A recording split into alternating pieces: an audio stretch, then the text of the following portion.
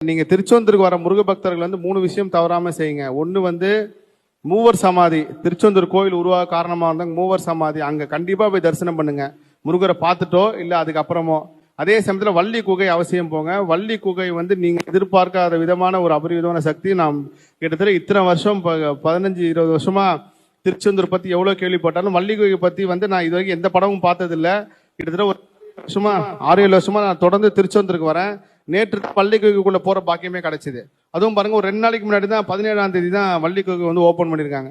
அது உள்ள போறப்போ அந்த ரொம்ப டவுனா இருந்துச்சு. அதுல சக்தி இருக்கு வள்ளி கோயில. முருகரோட பாதம் அங்க வந்திருக்கு. 3வது ஒரு விஷயம் என்னன்னா, நீங்க எல்லா கோயிலுக்கும் போங்க. எந்த கோயிலுக்கு வந்தாலும் உங்க விருப்பப்படி போலாம். ஆனா நீங்க திருச்செந்தூருக்கு வந்தா மட்டும் திருச்செந்தூர் முருகப்பெருமானை பார்த்து நேரா உங்க வீட்டுக்கு போங்க. நடுவில் வேற எந்த ப்ரோக்ராமோ இல்ல வேற எந்த கோயிலுக்கும் போதீங்க. என்னோட தாழ்மையான கருத்து. இது சரியா தவறா அப்படின்னு கிட்டத்தட்ட ஒரு 100 தடவை நான் அதை அனலைஸ் பண்ணி இந்த விஷயத்த வந்து நான் சொல்றேன்.